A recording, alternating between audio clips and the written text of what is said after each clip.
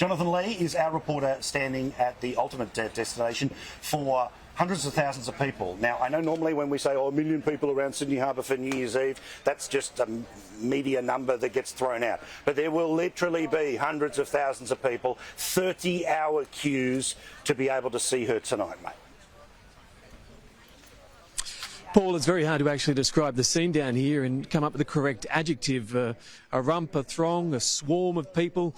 They're certainly 4, 5, 6 deep. And you might think, well, we really can't see the pictures, Jonathan. And that's actually because we're so condensed where we are that we really can't turn the cameras around to show everyone who is gathered around us. We were amongst the first to set up on the street this morning, and the police originally said, this is a public area, we're going to ask you to move. And in the end they said, look, just stay, but make sure you let the people gather around you at the correct moment. So there are thousands, tens of thousands of people, and people keep telling us about where they've come from. A lady opposite who very carefully doesn't want to be on television has made the point that she's come down from Oxford. Those beside me have come from Melbourne, and I've got Bill from Connecticut who's come in. We might use his more formal royal name, which he doesn't often get, William the First.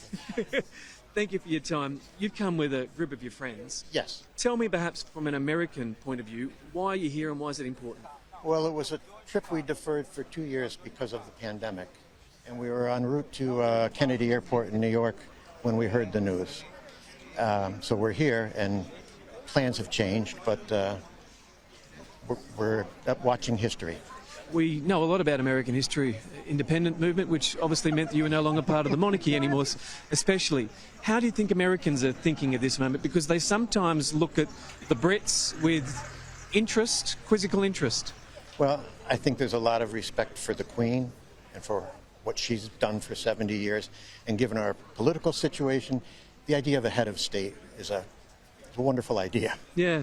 Paul, someone was saying earlier that I heard that they weren't quite sure how things would be received when Prince Charles became the king, that immediate transition and transformation, especially when someone so beloved was being replaced. But somehow as in that moment, there is a continuity which actually protects the system and actually makes people, I suppose, William, feel okay that things can still move forward. I think the continuity is important. I think he's off to a great start. Paul, I want to give you an idea of the weather, if you don't mind. It was overcast and quite bitter earlier this morning. The jacket's off now and it's quite warm. The threat of rain seems to have eased in some regards, so fingers crossed and in a couple of hours' time all will be okay. You made the point before that this really is a funeral procession. It's not a celebration.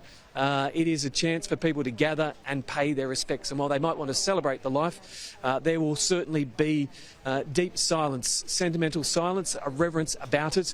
We don't quite know what will happen. There might be cheers of, Her Majesty or God Save the Queen. But when she walks down, when her carriage is brought down and those of the family walk behind her, we understand that there will be King Charles, Princess Anne, and also Edward and Andrew beside. So the 4 siblings all lined up walking together, and we also understand that, or expect that it should be, the children behind. So we're expecting Prince William and also Harry as well, Duke of Sussex. So it will be extraordinary scenes, the likes of which haven't been seen in this magnificent and graceful city for decades. Bear in mind that King George VI also was brought in a similar fashion to Westminster Hall, as was Sir Winston Churchill, whose enormous statue is just over my left shoulder. He also lay in wait. They both had funerals. And bear in mind also that when Princess Diana had her funeral at Westminster Abbey across the road, it was estimated 30 million Britons watched it on television, and somewhere between 2 and 2.5 billion people around the world tuned in. That will be but a fraction of who will be watching on this occasion. You can bet your bottom dollar, Paul.